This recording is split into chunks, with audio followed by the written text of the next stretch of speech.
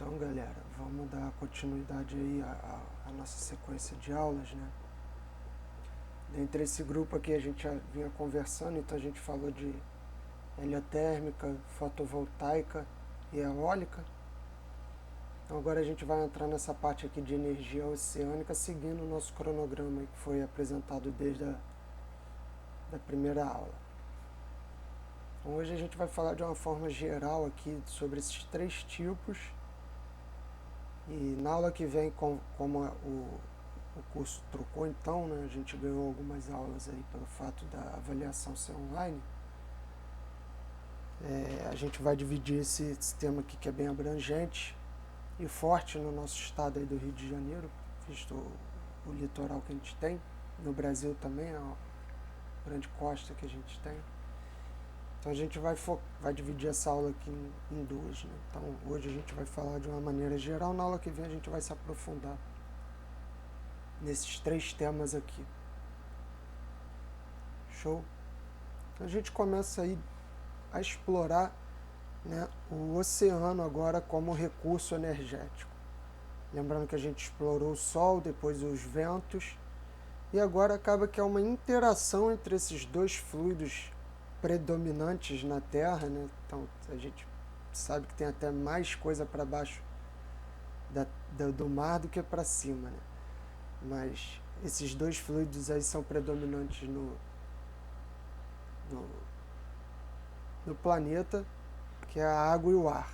Então o primeiro deles foi contemplado na aula passada, sendo o ar, né? Então a gente viu como é que podia extrair energia cinética, então na forma de energia mecânica, na forma de energia cinética, para converter em eletricidade.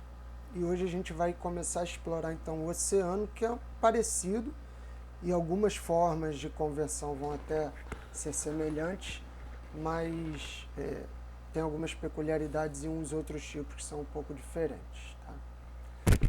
Então o movimento resultante das massas de água, né, carregam energia cinética que pode ser convertida ou armazenada, utilizada na forma de energia elétrica. A gente vai ver isso adiante, então, a partir dessa aula e na aula que vem, como que essas massas de água, elas, através de algumas maneiras e ocorrências aí, podem ser convertidas, esse movimento e essas diferenças de massa, de pressão, de salinidade, temperatura, pode transformar isso tudo em energia elétrica útil para alimentar dispositivos autônomos ou até plantas industriais, cidades, como a gente vem vendo.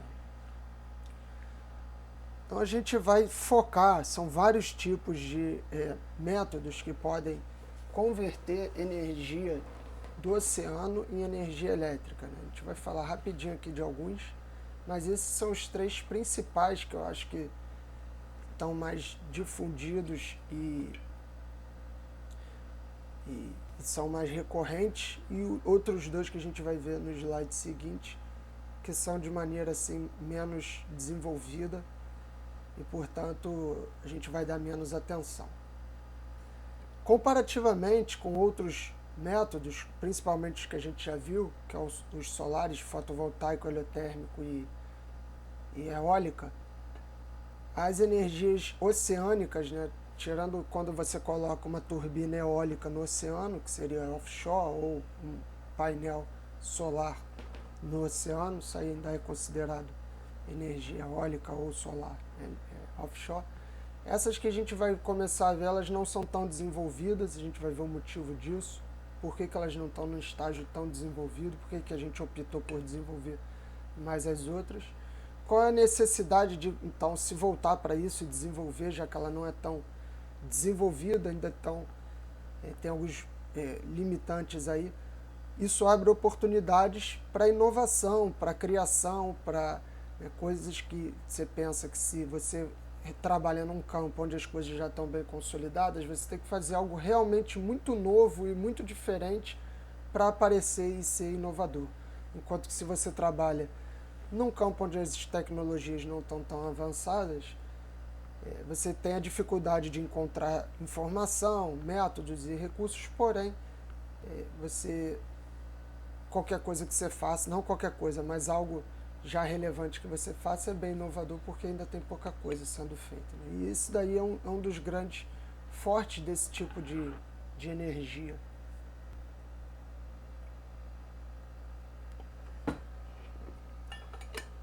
Essas são as três principais, então, ondas, marés e correntes marítimas, né, subaquáticas aí, tá? A gente vai perceber aí, vai falar bastante das propriedades de ondas, como que acontecem as marés e as correntes, elas são semelhantes ao que a gente já viu na aula passada, só que agora o fluido é na água, né? Só que agora é para baixo da superfície. Isso implica algumas diferenças.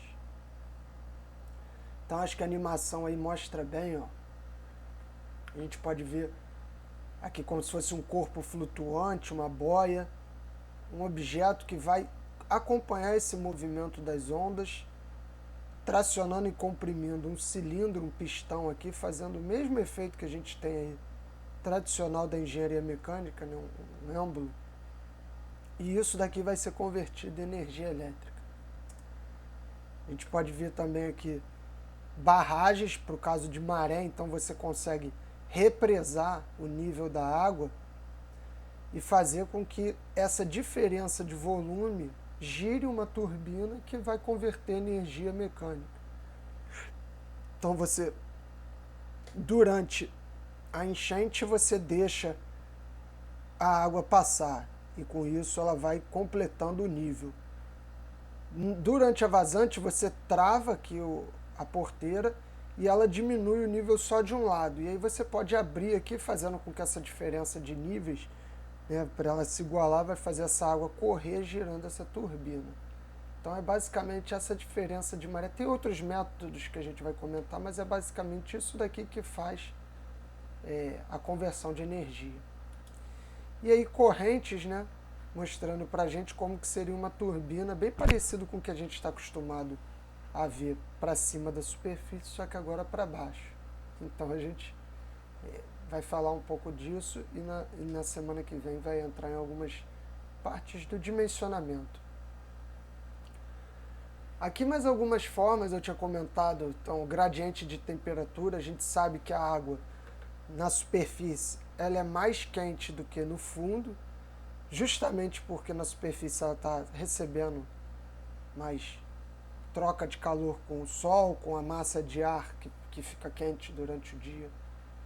E aqui embaixo quase não tem troca. Então você tem essa diferença de temperatura que vai poder ser utilizada, né, para girar turbinas e bombas que vão converter essa energia, esse fluxo de água, né, porque a água quente tende a subir e a água gelada tende a descer, né? Visto que a água quente teria uma densidade assim, se a temperatura for muito relevante, você pode ter essa diferença da mesma forma que o ar quente tende a subir e o ar quente tende a descer.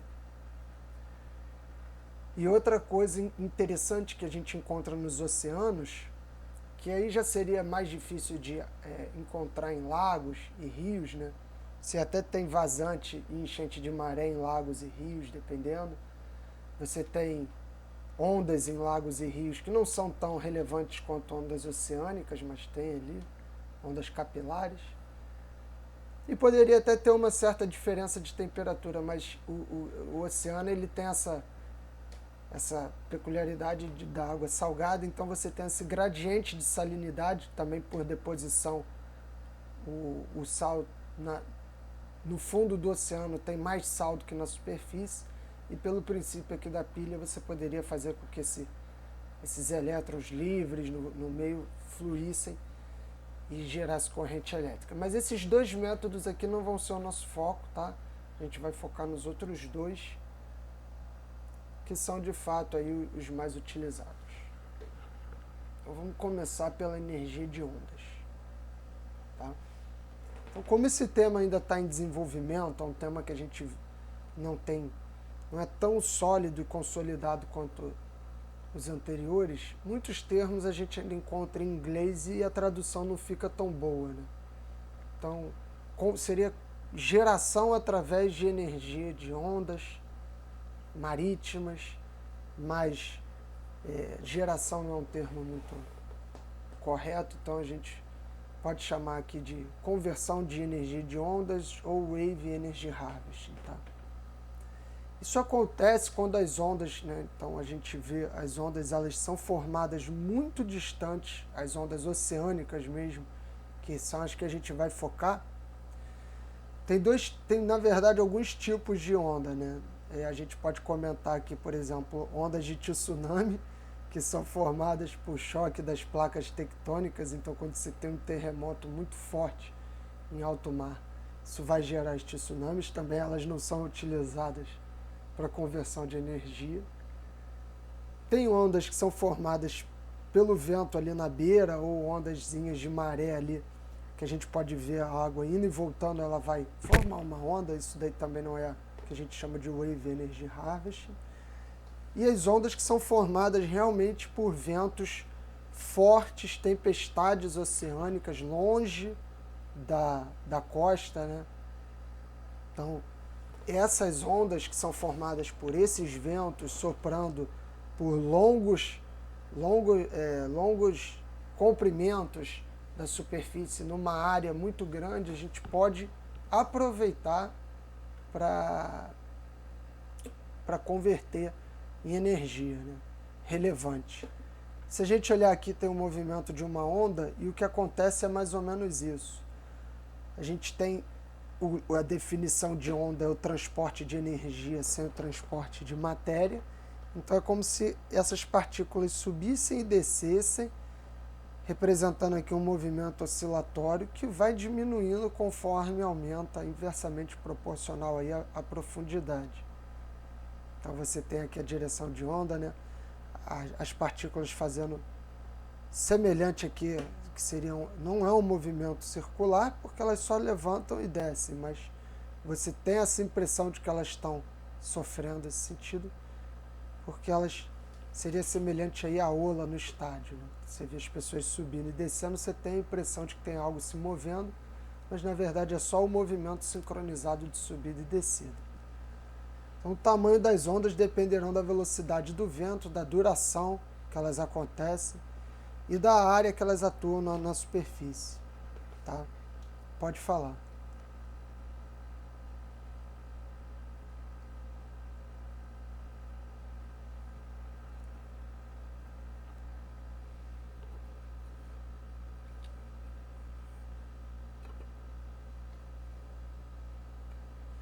Sim.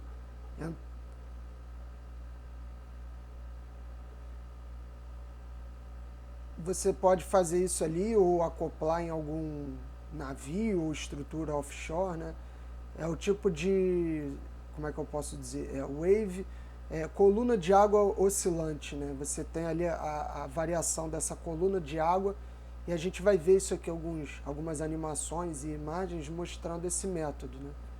Mas esse está correto, é isso mesmo. A gente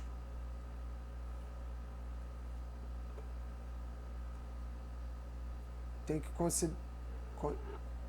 Pode falar. Tudo, sim, claro. Então, nesse caso, ó, a gente estava vendo aí, a gente vai falar agora, ó, quando a gente está falando então de ondas, não é o que a gente vê, né, na praia ou que olha os surfistas, né, pegando ali. Não tem nada a ver com essas ondas aqui, nem essa daqui de Nazaré, né, gigante, nem essa outra aqui do Havaí, nem essas aqui que a gente vê aqui na praia, na costa, né?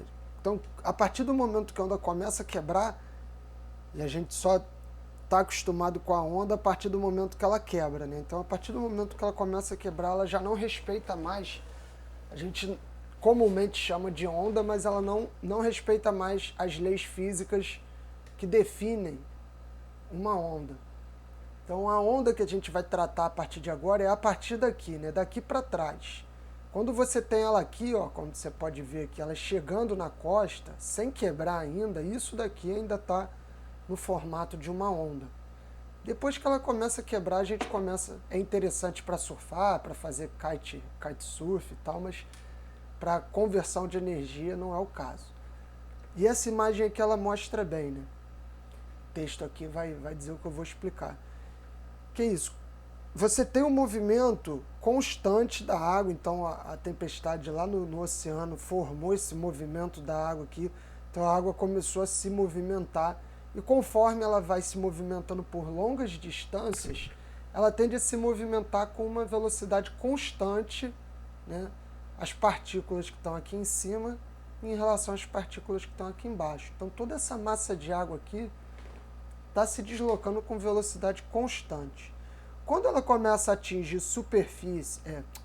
quando ela começa a atingir regiões próximas à costa, onde a profundidade começa a diminuir, o atrito aqui com o fundo, né, você vê que você vai ter então um atrito dessa superfície com o ar, que é muito menor do que o atrito daqui do fundo com o fundo mesmo do mar. Então, devido a isso, essa profundidade vai diminuindo, o atrito aqui embaixo vai aumentando consideravelmente, fazendo com que a velocidade aqui em cima seja maior do que a velocidade aqui embaixo, até o momento que a onda venha quebrar mesmo, e é o que a gente está acostumado a ver aqui na beira da praia. Mas o que a gente vai tratar é daqui para trás, né? Então a gente vai pegar esse movimento aqui oscilatório dessas massas de água, né, quando a gente estiver tratando de Wave Energy Harvest, de conversão por ondas, né, oceânicas, e a gente vai tratar desses tipos aqui quando ainda não quebraram. Se a gente começar a falar de onda, a gente vai ter que tratar de alguns parâmetros específicos que definem uma onda, como, por exemplo, a amplitude, o comprimento de onda, o período e a frequência, que estão atrelados, né? E o meio que ela se propaga também. Então, quando a gente está falando de ondas do mar, elas são águas do mar. Não necessariamente o oceano tem a mesma profundidade, nem o mesmo nível em todos os lugares, a gente sabe disso, mas a gente vai tratar como se fosse uma distribuição uniforme. E a gente pode ver aqui, né? Então, se a gente plotasse a escala da energia contida na onda, e alguns tipos de onda, né, em função da frequência da onda, a gente já sabe que quando a frequência aumenta, o período diminui. Então é por isso que a gente pode colocar aqui em cima, no sentido contrário, né, ver que a frequência aqui está aumentando para cá, enquanto que o período diminui nessa direção. Então o período aumenta para cá, conforme a frequência diminui. E essa é a primeira observação que a gente vê. Conforme a frequência de uma onda aumenta, o período diminui. E acho que a gente já tinha falado disso, então aqui, ó, ondas capilares são ondas com a frequência muito elevada, comparada às outras, ou seja, com um período muito curtinho. Ou seja, são aquelas ondas que a gente costuma ver quando a água parece que está tremendo, né? São ondas pequenininhas que quebram ali, às vezes se chama de carneirinho no fundo do mar. Então, o tempo que elas levam para repetir é muito curto, por isso a amplitude delas, a energia, é muito pequenininha. São o que a gente chama aqui, né, com a frequência rápida, então ondas capilares. A gente tem também essas ondas causadas por variação da maré ou dos períodos que a Terra está girando em torno do Sol, as estações do ano, que são ondas bem longas, que também vão apresentar energia e amplitude curtas, né, devido ao seu período ser bem longo. Conforme a gente vai chegando próximo aqui do que a gente chama de então, agitações marítimas, ondas de período longo formada pelo que a gente falou, então, que é interessante aí, com tempestades oceânicas, a gente vai vendo que a frequência vai chegando próxima desses valores que a gente encontra aqui, com esses períodos aqui de 1 segundo. A gente vê que, então, quando a gente tem períodos, normalmente aqui no Rio de Janeiro, de 6, 7, 10 segundos, as ondas chegam a ser não tão grandes, né? Agora, quando a gente encontra aí períodos de 20 segundos, de 18 segundos, aí já são ondas que a gente vê mais no Havaí, onde chega, Nazaré, onde chega realmente esse tamanho aqui, que é o que está mostrando aqui, ó, 20 segundos já é considerado um período bem relevante, e a gente já vai ter aí o período entre uma onda e outra, quando a gente vê, as ondas chegam na costa através de séries, né? Então chegam séries de 6, 7, 10 ondas, com um período entre uma onda e outra. Então a gente vê que a energia delas fica bem alta quando a gente está tratando desse tipo de período específico. E a gente pode ressaltar algumas partes aqui no globo onde a gente está acostumado a ter altas incidências de ondulação, não é à toa. Então aqui o Havaí, o norte da Califórnia, o Japão aqui recebe muita ondulação, não é à toa que a gente vê a tsunami lá do Japão, aqui do sudeste asiático, na Europa, o norte da Europa. Então a gente pode ressaltar aqui os lugares com mais ondulação no planeta, nesses pontos que estão marcados aí. A gente tinha começado a comentar, né? Então a gente pode também destacar outros parâmetros, como a velocidade da onda, o nível médio do mar, que vai variar, né, conforme a onda vai passar. Então a amplitude da onda, que é diferente da altura da onda, a gente pode falar a altura da onda como sendo 2 vezes a amplitude, é o que está aqui, né? Então a amplitude seria aqui do nível médio até a crista, ou até o vale, em módulo. E a altura seria esse valor todo aí. A profundidade, e aqui o que a gente tinha comentado, né? Ondas de alta frequência com período curto, e ondas de baixa frequência, então você vê que aqui ela se repete várias vezes, aqui ela só se repete uma vez, né? Opa! E essas aqui são as ondas produzidas por um vento forte, que são as que vão realmente ser relevantes para a conversão de energia. Agora a gente começa a ver alguns tipos de conversores. A gente vai falar de alguns aqui. Esse daqui é um dos bem famosos, que são os point absorbers, ou absorvedores pontuais, que eles funcionam assim, né? Com uma boia, uma estrutura que está ali na superfície, que vai vai acompanhar essa oscilação, foi o que a gente começou falando lá. E o pistão ali, o cilindro, vai fazer essa conversão. Então, 2 animações aí que mostram para a gente como é que isso funciona. Uma em simulação e outra aqui tentando reproduzir o ambiente original, né? Então são estruturas que podem absorver energia em diversas direções devido ao seu movimento com a superfície. Você repara que ele tem um perfil aqui, uma seção circular. Então se a onda mudar a direção, não interessa, o que interessa aqui é só o quanto que ele sobe e desce. E costumam ter dimensões menores que o comprimento de onda. Então um desse aqui não tem conversão muito relevante, a não ser que seja para um dispositivo autônomo, mas se você quiser gerar bastante energia, você vai ter que distribuir vários deles, né? Porque eles trabalham em conjunto aqui. A gente pode ver mais uma animação aqui do point absorber e aqui, né, mostrando como que eles funcionam. Então a gente tem aqui inclinação. Isso tudo aqui vai importar na modelagem desses dispositivos, né? O ângulo aqui que ele está fazendo com a onda. O que você vai levar em consideração? Se ele está... Normalmente eles ficam fixos. Aqui o cara colocou a imagem, né, de um dispositivo boiando. Nada impede, né, que ele fique ali boiando, mas ele vai ficar à deriva, provavelmente. Então, depois de um tempo você vai ter que passar para recolher ou para... né, esses aqui já estão acoplados. E você pode, evidente, né? Essa aqui é uma imagem do livro que foi recomendado para a disciplina. Então você pode ver aqui a turbina. Você pode mesclar esse tipo com outros tipos, né? Então a boia aqui que você pendura uma turbina ou várias turbinas aqui, dependendo da profundidade. Outro tipo interessante aí são esses, ó, de Wave Profile Device, né, dispositivo de onda perfilado. Então eles operam boiando na superfície e se movem de acordo com a onda incidente. gente vê aí, são estruturas bem maiores que os point absorbers, e eles vão ter justamente acompanhar isso aqui, só que agora são corpos, né? Não são mais pontuais, são corpos contínuos que vão se deformar conforme a onda vai passar. E a partir disso eles podem empurrar, né, ou puxar pistões, como a gente está vendo nessa animação aqui. Ela mostra aqui em ambiente real, né? Depois aqui um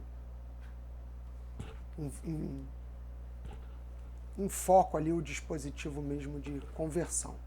Então podem operar, né, seu dispositivo aí submerso ou semi-submerso, vamos dizer assim, movendo-se e geralmente eles se movem também, né, conforme a corrente marítima, ou estão ancorados aí a alguma estrutura, pode estar ancorado a algum sensor, alguma base, algum navio que está por ali, por acaso. Se ele estiver em movimento fica mais difícil, mas se ele estiver ali paradinho fica mais simples de colocar ele para...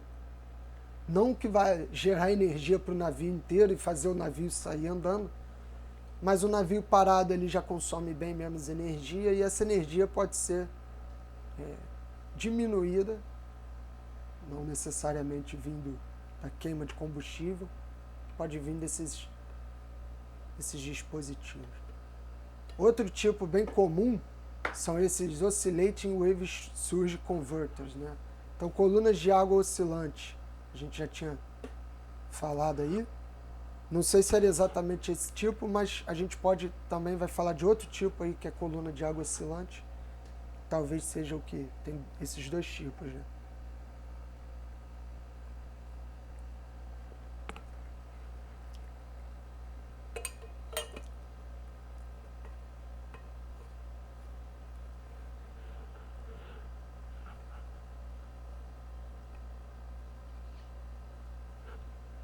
Ah, sim, esse é o mais famoso.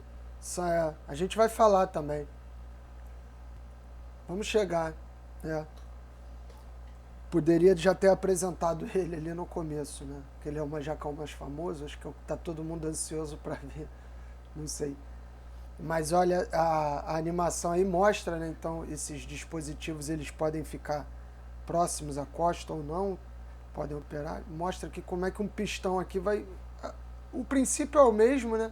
Só que agora você tem uma placa aqui que vai se mover com essa... E ele não é uma boia, né? Fica aqui ancorado. Então tem um braço pivotado que oscila como um pêndulo invertido ao movimento das partículas das águas, né? Das ondas. Então é isso que está mostrando aqui, esse braço pivotado que vai puxar e comprimir esse pistão. Outro tipo aí são os atenuadores. Então eles vão se chamar atenuador porque ele absorve essa energia da onda para excitar um outro dispositivo aqui, como está mostrando nesse caso aqui, um disco que gira ou duas placas que vão subir e descer. Tá? São esbeltos porque geralmente eles são finos, esbelto no sentido de ter um comprimento muito maior do que a sua espessura. Então esses aqui geralmente, né, devem operar paralelamente a direção de propagação, né? Então, se a onda está vindo aqui, ele tem que estar alinhado com essa onda, não pode estar... Senão ele vai mais se mover com a onda do que converter energia. Tem os dispositivos submersos por diferença de pressão. Então, a gente já viu também que conforme a água se mexe, então se a onda vai subir, você tem mais coluna d'água aqui do que do outro lado aqui onde ela desceu, né? Então a pressão aqui desse lado é maior do que desse lado. Então você tem essa diferença de pressão que vai poder empurrar a água por aqui, passar por uma turbina e sair pelo outro lado, né? Como se fosse por essa diferença de pressão aqui. Aqui a gente vê algumas imagens, né? Então esse ponto aqui seria como se ele ficasse subindo e descendo, né? Então, eles geralmente operam próximo à costa, porque, repara, se você tem essas estruturas, elas são difíceis de você ficar montando e desmontando. Então não é muito bem para um navio, para uma estrutura que vai se mover. E se você vai pegar isso daí, vai converter energia aqui, com vários desses aqui, você tem que levar para onde você vai utilizar a energia, né? Para uma cidade, para um campo, para um lugar. Então isso tudo vai requisitar linha de transmissão, conversão e tudo mais. Então, se estiver próximo, tem menos perda de carga, é mais fácil de fazer esse serviço, né? Então, como eu disse, aí, o movimento das ondas faz com que suba e desça esses pistões ou essas colunas aqui, fazendo com que gire a água. Outro tipo de coluna oscilante que vai girar uma turbina, você vê que ou vai puxar e comprimir um pistão ou vai girar uma turbina. A gente pode ver. Seria mais ou menos assim. Quando a onda incide, esses daqui também ficam geralmente bem próximos da costa, porque vai ser exatamente, nada impede que você faça em menor escala ali para um navio, para uma estrutura offshore, mas você vê que você faz como se fosse duas gaiolas aqui, que eles chamam de cage, né? Então você tem aqui, e o ar fica aqui, né, nessa primeira e nessa segunda aqui. Então quando a água incide por aqui, ela entra aqui por baixo com uma certa energia, e nesse movimento faz com que suba esse nível aqui. Isso empurra a água aqui como se fosse o ar, né, vamos dizer assim, como se fosse um êmbolo, fazendo com que essa turbina gire. Se você reparar vários lugares costeiros, você tem até essa estrutura aqui natural. Óbvio que não tem a turbina natural, né? Mas se você reparar, a água ela vem e bate como se fosse numas cavernas de rocha e espirra como se fosse o jato de uma baleia jogando para o alto mesmo. Então você vê, você poderia absorver essa energia aí do nada mais é do que o ar que se comprime ali dentro da caverna, porque a onda entra com uma certa energia, fazendo com que ela gire. E tem também no outro sentido, né? Então a onda pode vir por cima, não necessariamente por baixo, pode vir por cima aqui, enchendo, completando esse reservatório aqui, e depois quando a onda sair, pela diferença de nível, vai vir puxando isso daqui, né? Fazendo com que essa turbina aqui gire. Bem interessante. Esse aí são os famosos. Ó. Isso aqui é um projeto piloto da COP, da UFRJ. Então o Brasil ainda está muito longe de outros países aí, como os países nórdicos, Inglaterra, que já são bem desenvolvidos no sentido de energia oceânica. Mas a gente tem esse projeto piloto aí no Ceará, PECEM, que são esses braços que também são pivotados, próximo à costa aqui. E essa estrutura aqui vai boiar, né, e oscilar conforme a incidência das ondas, fazendo com que um pistão aqui, ó, seja comprimido e puxado. Então a animação está mostrando, vamos ver. Ó.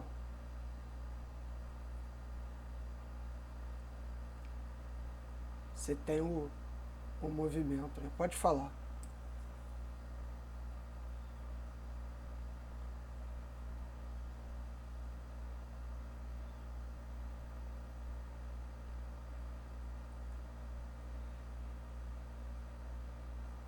Então, o grande quê da questão é exatamente isso, né? Uma vantagem da energia de maré, que a gente vai ver daqui a pouco, é que a maré é extremamente previsível, né? Muito previsível, enquanto que as ondas oceânicas e as condições marítimas já são bem imprevisíveis. Tem uma certa previsibilidade, mas é difícil de prever.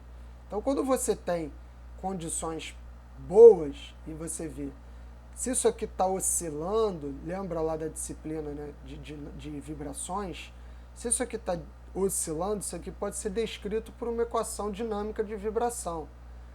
E é evidente que tem um forçamento entrando aqui das ondas na estrutura, e essa estrutura tem uma frequência natural, né, que pode ser resumida como a raiz quadrada da rigidez sobre a massa. Então, quando você tem condições boas, próximas à da ressonância, ou seja, a incidência das ondas entra com uma frequência e uma amplitude ideal aí para essa conversão, você tem até um cenário eficiente. O problema é que muitas vezes o que a gente vê ou é o mar paradinho, né, pior do que a gente espera, ou assim bem agitado, com que faz com que esse movimento aqui seja bem aleatório, bem hora com uma certa frequência, hora com outra, hora numa certa direção, hora com outra, e acaba não sendo tão eficiente. Então, isso daqui, Luca, desculpa, no Brasil ainda está em estágio de pesquisa. Você não tem energia sendo convertida de quantidades relevantes para abastecer coisas, para mudar ali o nosso panorama energético, né? Mas, sem dúvida, é um caminho a se explorar, né? Então, já que, assim, como a gente está falando de algo muito novo, isso daqui naturalmente vai se desenvolver. Hoje a gente vê algo bem grande e pouco eficiente, mas no futuro isso aqui com certeza vai estar sendo mais explorado de forma mais eficiente, porque é um recurso que não pode ser, você não pode negligenciar. Você tem muita energia. O oceano ele fornece até mais energia do que a gente precisa, se a gente conseguisse captar toda a energia que ele fornece. Então a gente poderia alimentar o planeta todo, alimentar, que eu digo no sentido energético, né? Mas, então, na verdade, não é uma questão de quanta energia que tem, é só uma questão de quanta energia a gente consegue captar e converter. E para a gente melhorar isso, aí, exatamente, a eficiência do nosso método e a maneira como é feito, né? Óbvio que tem um limite, a gente viu na aula passada que as turbinas eólicas têm um limite, você nunca vai atingir um 100% de eficiência. Então, projetos mecânicos, né, têm eficiência até menores do que elétricos, porque tem mais perda, tem mais atrito, envolve um monte de outras coisas. No entanto, a gente tem que continuar pesquisando e desenvolvendo, né? Então, não sei do futuro eu não tenho muito, não posso dizer como que vai ser no futuro, mas com certeza isso pode mudar, né? Então, hoje o estágio que está é esse, e com certeza isso vai se desenvolver. Agora eu não sei exatamente como, né? Aí mais um tipo, né, então você pode fazer de um jeito maior ou menor, claro que você pode colocar vários pequenininhos, né? Aquele ali é um projeto piloto.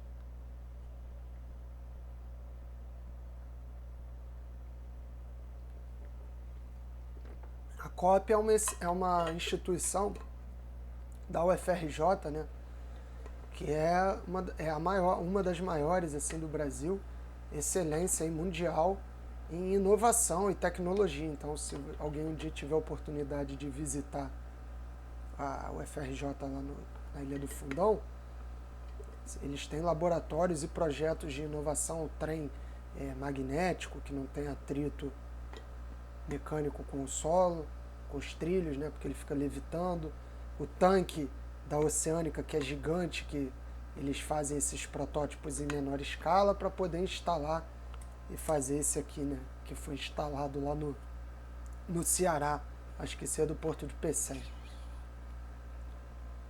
Vale a pena, né, quem tiver a oportunidade de visitar.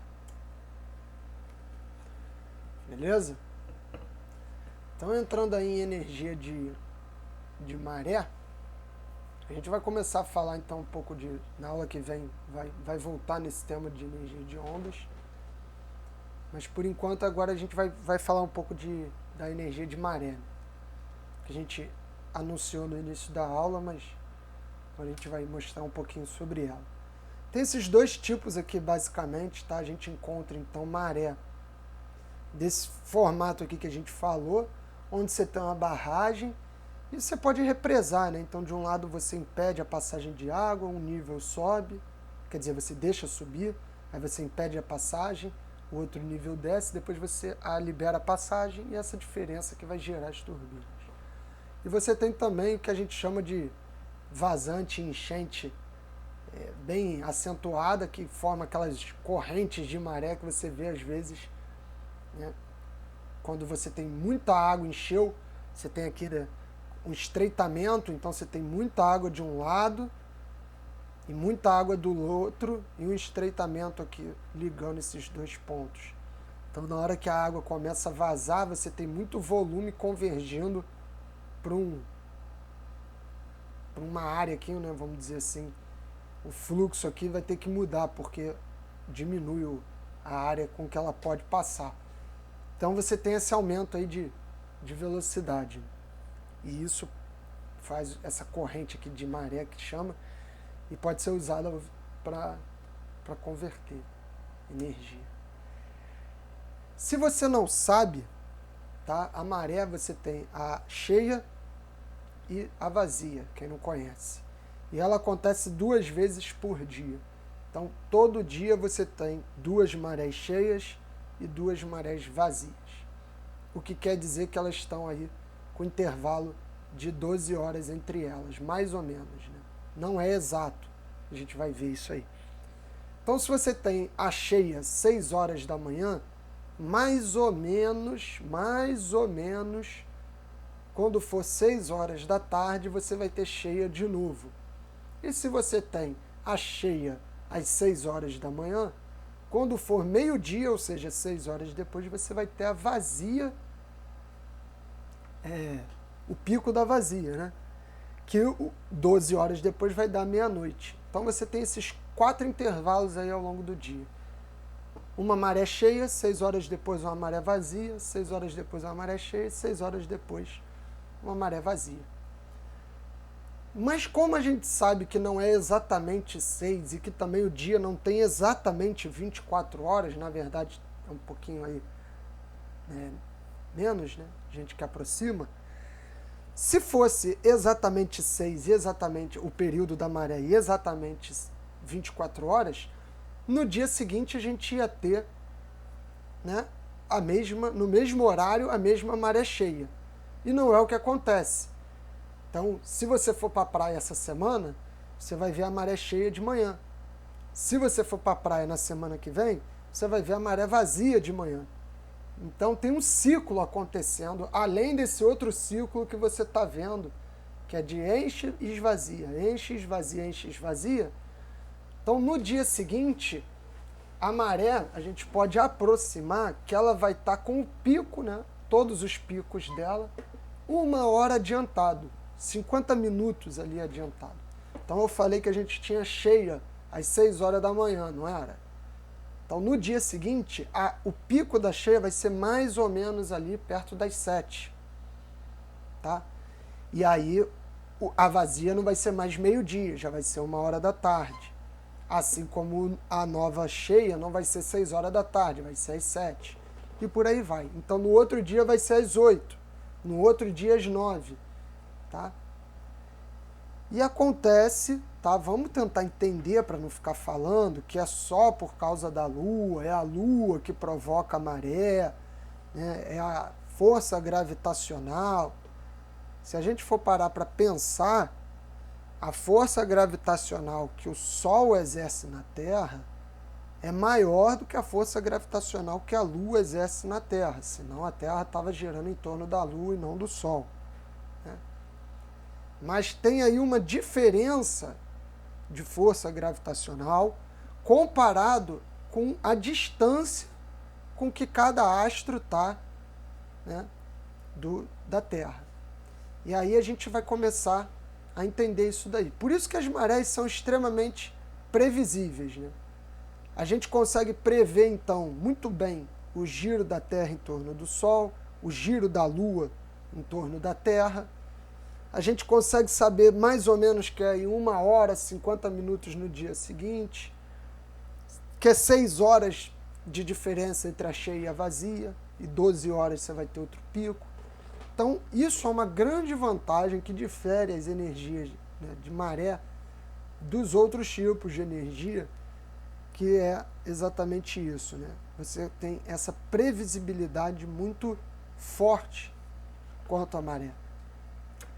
E aqui a gente vê, né, o campo, como se a gente fosse ver aqui, vamos dizer assim de maneira informal, o campo de maré atuando conforme a Lua gira, né, em torno da Terra. Então vamos pensar aqui, ó, se eu pausasse o vídeo aqui, você poderia se perguntar assim, ora, se o Sol, né, puxa, vamos dizer assim, né, atrai essa massa de água para cá, e a Lua também atrai para cá, por que você tem um pico de maré cheia, né? Aqui seria o pico de maré cheia e aqui o pico de maré vazia, girando em torno da Terra, vamos dizer assim, né? Como se esses picos estivessem girando junto com esse movimento da Lua. Mas por que você tem cheia aqui se os dois astros estão puxando para cá, né? Você vê que aqui, nesse caso, um astro está... Até não é por isso, né?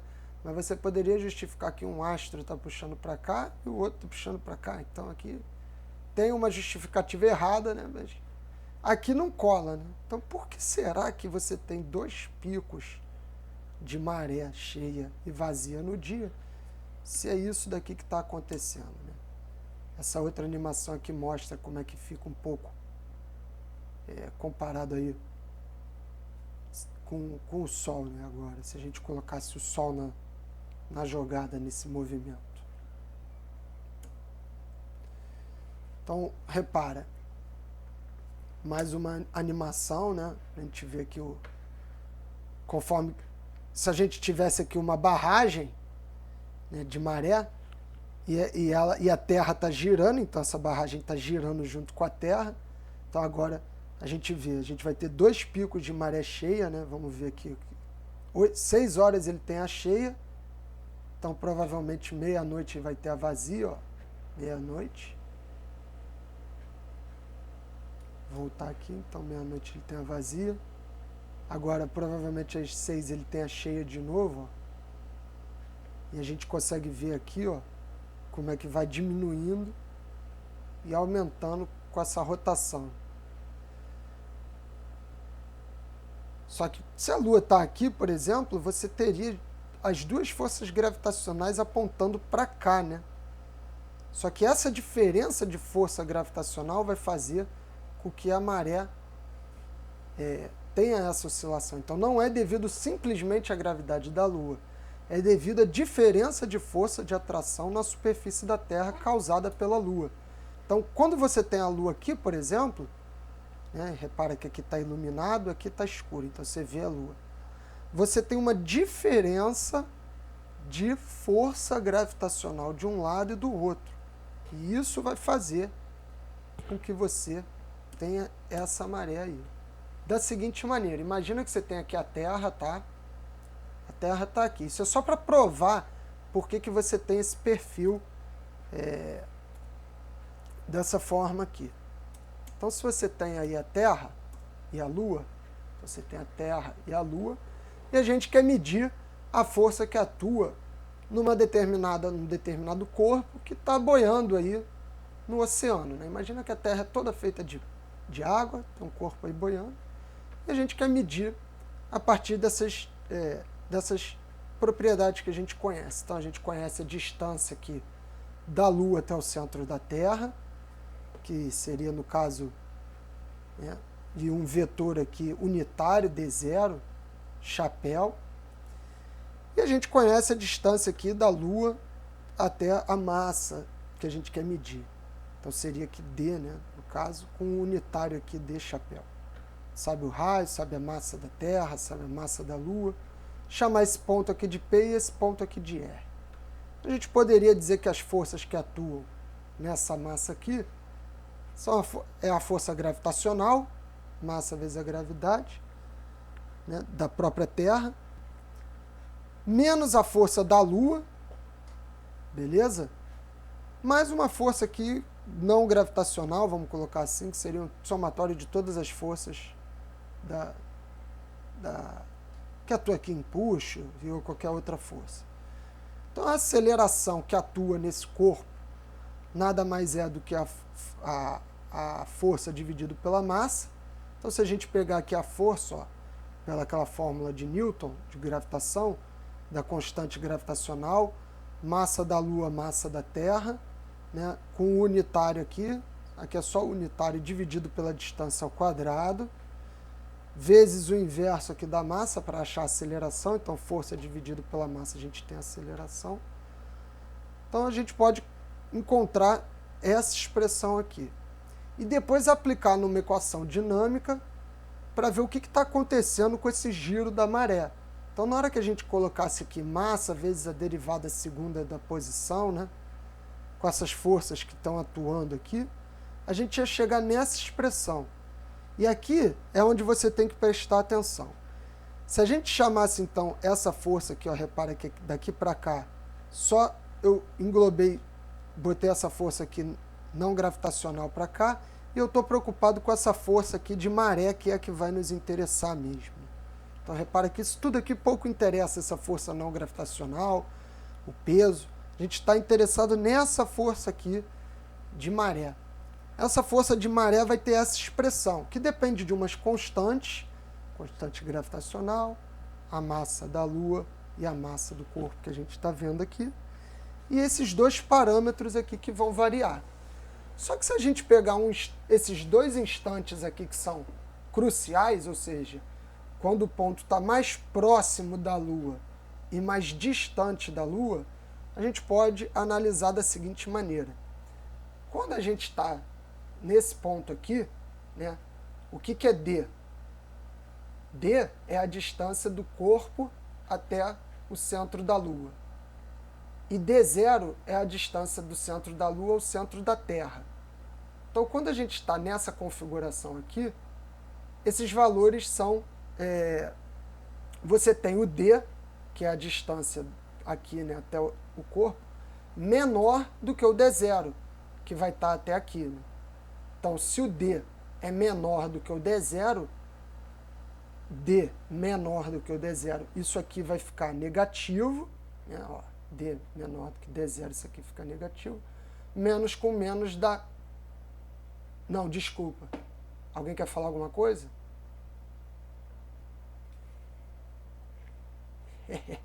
Pode falar.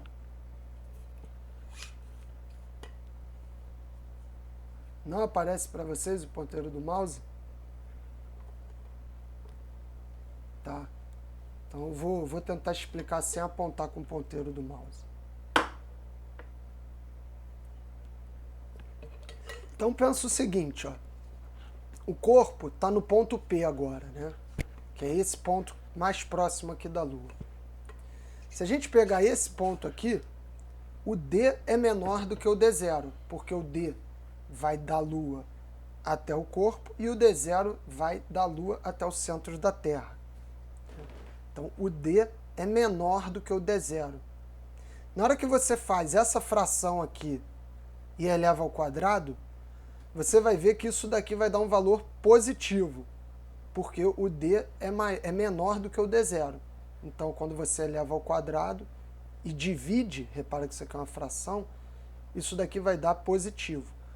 Positivo com esse negativo que já tem aqui, na frente da equação da força da maré, vai dar uma força apontando para a Lua.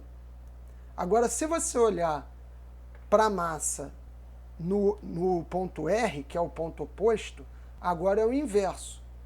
O D ficou maior do que o D0, né?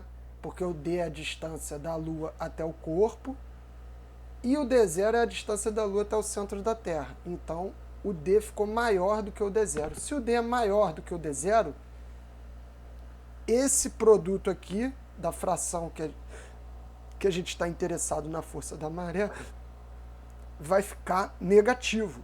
E menos com menos da frente da equação vai dar mais, gerando aí uma força apontando para fora da Terra. Então é por isso, né, que você tem essa diferença aí, e essas duas forças tentando, como se a gente fosse falar assim, esticar a água que está na Terra, sendo mais forte no Equador do que nos polos. Então é por isso que a variação da maré é mais intensa no Equador do que nos polos. Né? Então você vai para o Nordeste, para o Maranhão, por exemplo, você tem intensidade de maré variando bastante, enquanto que no Rio Grande do Sul, Santa Catarina já não tem tanto. A gente vê aí, ó. Isso aqui é uma foto lá do Maranhão. Então, durante 1 hora do dia, isso aqui está tudo preenchido de água. 6 horas depois, você tem o pico da vazia, ó. Você vê a quantidade de água, a massa de água que se moveu, né? Então, você imagina a energia que foi utilizada por essa diferença de força gravitacional nas superfícies da Terra para mover essa água. Então, essa energia pode ser utilizada aí para gente. Alguns gráficos aí mostrando ao longo do globo pontos de maré onde se tem mais incidência, né? E alguns dispositivos aí que funcionam para justamente captar. Então, conforme a maré enche, você tem o que eu tinha falado aí dessas correntes de maré, né? Pode ser na enchente ou na vazante, ou até nas duas, como a gente vai ver. Tem turbinas que ficam acopladas, tem outras nesse sentido aqui. Então, essa daqui tem o eixo horizontal, a primeira, e a segunda tem o eixo vertical, se você lembra aí da aula passada, né? Algumas aqui, então essa daqui de cima, a gente vê na Holanda, são barragens de maré. E essa daqui é na Holanda e essa daqui de baixo agora esqueci, me deu um branco. Mas é na Europa também. Não me lembro se é no Reino Unido. Acho que é no Reino Unido. Não, é na França, desculpa, é na França. Então essa de baixo aqui é na França e essa daqui de cima é na Holanda.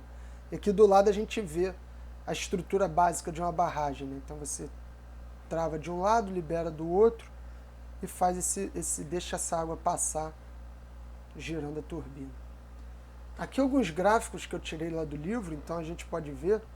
Você tem, repara aqui no primeiro, vamos começar aqui do primeiro. A linha preta mostra a elevação do nível do mar, né, da maré. Então, maré subindo, subindo, subindo, subindo, até que ela chega num ponto aqui que ela começa a descer, descer, descer, descer. Aí chega num ponto que é o mínimo e começa a subir de novo nesse movimento.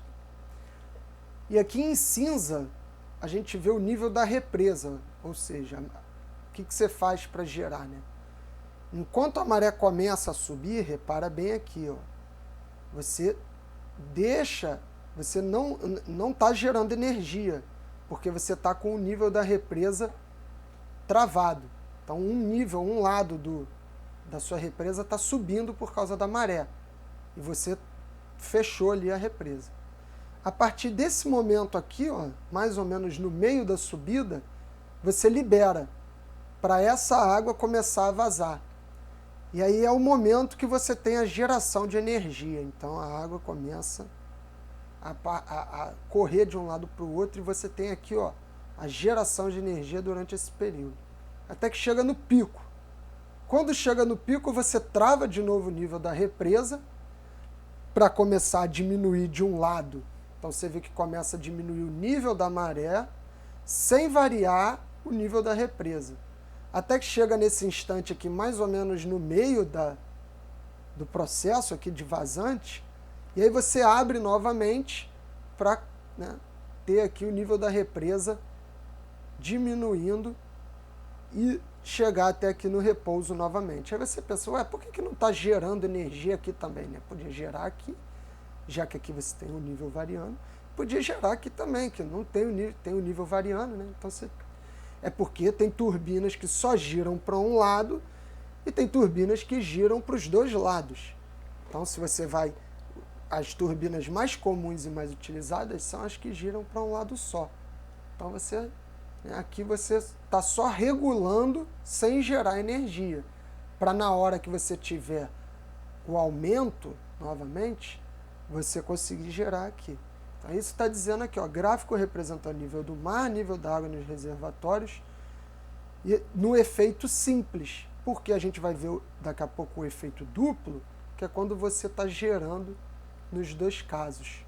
Então a letra A mostra geração durante a enchente, e a letra B mostra geração durante a vazante, né? Então você repara que aqui você não gera enquanto está enchendo, gera enquanto está vazando, né? Você pode utilizar os dois métodos. Agora, a C aqui já mostra um método utilizado que é o seguinte, é o método de bombeamento de água. Então o que você pode fazer? Durante a enchente, você vai gerar na vazante, né? Então ele pegou esse método aqui, esse estilo aqui, você pode fazer com esse, ele pegou esse. E durante a enchente, já que você vai gerar na vazante, ele usa bombas para bombear a água, mais ainda para jogar mais água para esse reservatório que vai conter. Então você vê aqui que durante o bombeamento você consegue fazer com que o nível da água ultrapasse, inclusive, o nível da maré, desde que a sua barragem... Claro que se essa barragem não comportar, ela vai homogeneizar, né? Mas se você tiver a barragem projetadinha, ela vai passar aqui, né? Então você consegue até ter mais. E gerar mais energia ainda na vazante, nesse caso aqui. Você também pode ver, ó, a energia de maré agora no estilo duplo. Então você gera aqui na enchente e gera na vazante, né? Gera na enchente e gera na vazante. Vocês podem ver aí. Eu acho que se eu apresento assim, ó. Calma aí.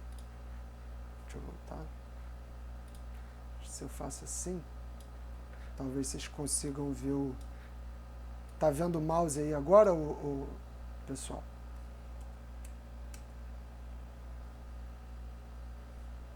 Continua sem aparecer, né? Então, beleza. A gente está no horário, eu vou ficando por aqui. Na aula que vem a gente continua com energias aí de correntes, então, que a gente vai ver estruturas que ficam... Você tem as que boiam e pode ter também as que estão presas aqui no fundo do mar, que nada mais são do que turbinas que vão pegar esses movimentos aí para converter energia para energia elétrica, né? Então eu deixo aí. Boa tarde. Pode falar.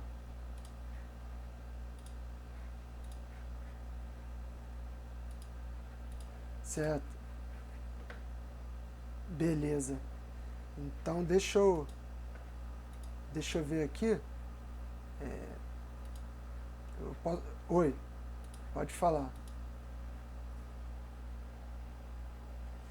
Energia eólica já. Já está com o grupo 3. Pode falar. Heliotérmica não. Beleza. Tá, manda aí. Então, grupo 5, quem é que estava falando aí agora que ia fazer de biomassa? Desculpa, não ouvi.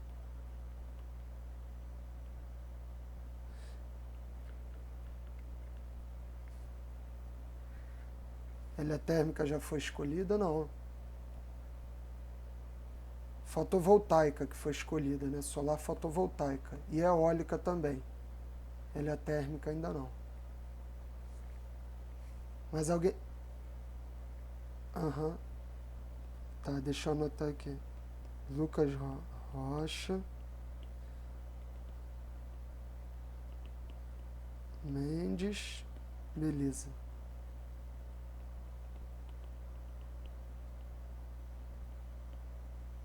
Certo.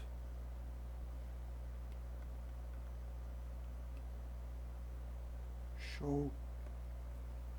Beleza. Falou. Agora ficou o grupo 6 aí, então.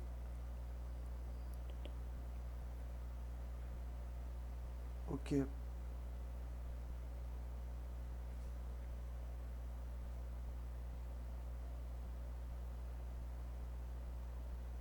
Não tinha visto o Rodrigo, não.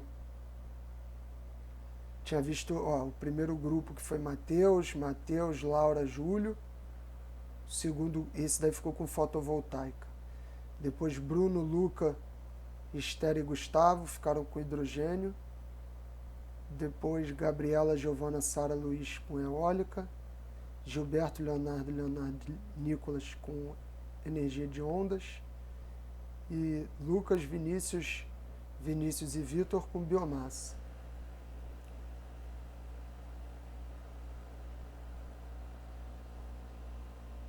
Maré não.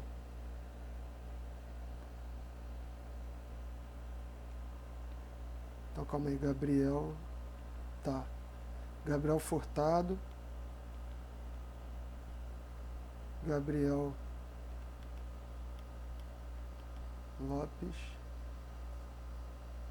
Rebelo Linhares. Robledo. Linhares. E Guilherme. Desculpa, Ramos. Boa. Aí ficou com maré. Boa.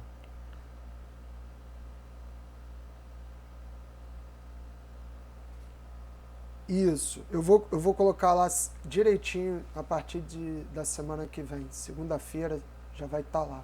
Inclusive o prazo que vocês vão ter.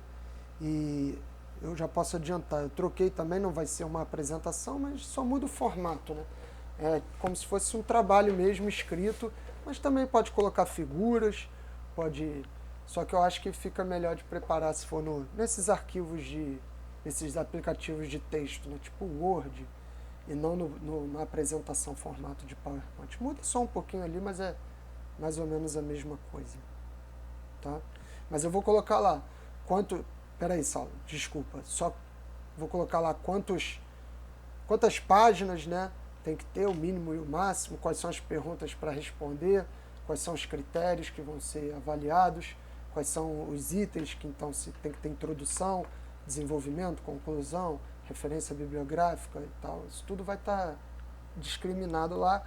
Você seguindo aquele roteiro lá, vai ter uma boa avaliação. Pode falar, Saulo.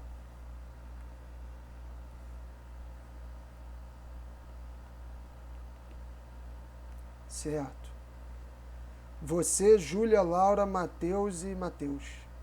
Tá errado? Ah, beleza. Agora aqui o Rodrigo Araújo, então beleza, ó. Rodrigo Araújo. Pedro Alberto. Pedro Alberto, Marcos Vinícius. Luciana. Miete. Tá, vocês ficaram com heliotérmica.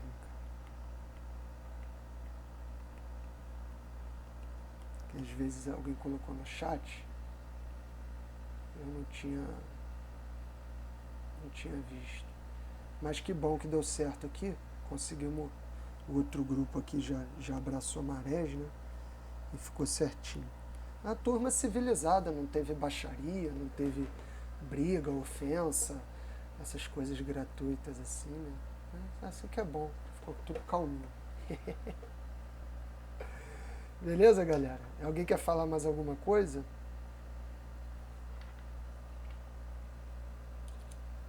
Não, eu tô pensando ali se eu vou colocar 15 ou 20 dias para entregar. Deve ser alguma coisa desse tipo assim. Que como a aula de vocês é na sexta, então talvez fique 15 ou 20 dias aí de prazo para fazer. Beleza? Já pode ir pensando, inclusive, né? Algumas coisas são óbvias que vocês vão ter que já dar uma lida, dar uma pesquisada, ver alguns vídeos no YouTube, vocês já podem fazer. Aí semana que vem, quando sair o roteiro, vocês vão para as perguntas específicas, né? Para responder mesmo, assim, vamos dizer. Tá show? Beleza então, galera. Para alguns, bom fim de semana e para outros, até já, né? Que a gente tem outra aula daqui a pouco. Valeu? Falou, galera. Tchau, tchau. Um abraço aí.